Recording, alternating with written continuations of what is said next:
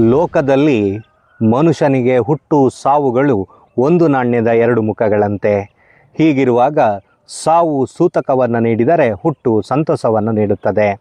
ಈ ನಡುವೆ ನಮ್ಮೊಳಗೆ ಸಹಜವಾದ ಸಾವು, ಅಸಹಜವಾದ ಸಾವು ಎನ್ನುವ ವಿವೇಚನೆಗಳಿವೆ.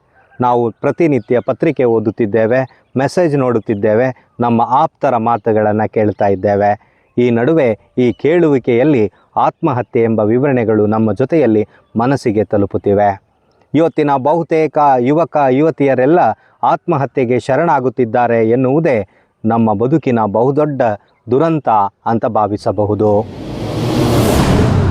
ಆತ್ಮಹತ್ಯೆ ಎನ್ನುವುದು ಮನುಷ್ಯನಿಗೆ ಇವತ್ತು ಹುಟ್ಟಿಕೊಂಡ ಬಗೆಯಲ್ಲ. ರಾಜರಾಜರ ಕಾಲದಿಂದಲೂ ರಾಜನೊಬ್ಬ ಇಕ್ಕಟ್ಟಿಗೆ ಸಿಕ್ಕಾಗ, ಸೋತಾಗ, ವಿಫಲನಾದಾಗ ತನ್ನನ್ನು ತಾನು ಕೊಂದುಕೊಳ್ಳುತ್ತಿದ್ದ. ಸೈನಿಕರಾದಿಯಾಗಿ ಅನೇಕರು ಸೋಲು ಕಂಡಾಗ ಸಾವಿಗೆ ಶರಣಾಗುತ್ತಿದ್ದರು. ಈ ನಡುವೆ ಮನುಷ್ಯ ತನ್ನ ಸಾಮಾಜಿಕ ವಿವೇಚನೆಯಿಂದ ತನಗೆ ಮಾನ, ಮರ್ಯಾದೆ, ಸಂಸ್ಕಾರ, ವಿವೇಚನೆಗಳು ಇದೆ ಎಂದು ಅದನ್ನು ಅಪ್ಪಿಕೊಂಡಿದ್ದಾನೆ. ಅದು ಪಲ್ಲಟವಾದಾಗ, ತಾನು ಸೋತೆನೆಂದಾಗ, ಕಳ್ಳನೆಂದಾಗ, ಮೋಸಗಾರನಾದಾಗ, ತನ್ನ ಕುಟುಂಬದ ಸದಸ್ಯರು ತಪ್ಪಿದಾಗ ಅವನಿಗೆ ಈ ಸಮಾಜದಲ್ಲಿ ಮಾತು ಬಾರದಂತಾಗುತ್ತದೆ. ಈ ನಡುವೆ ಅವನು ಸಾವಿಗೆ ನಿಂತಿದ್ದಾನೆ.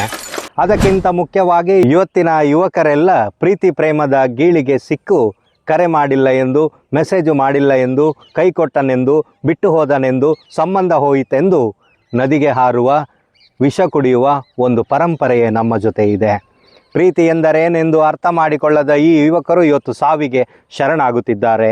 ಬದುಕಿನಲ್ಲಿ ಎದುರಾಗುತ್ತಿರುವ ಕಷ್ಟಗಳನ್ನು ನೀಗಿಸಿಕೊಳ್ಳುವ ಶಕ್ತಿಯೇ ಅವರಲ್ಲಿಲ್ಲ.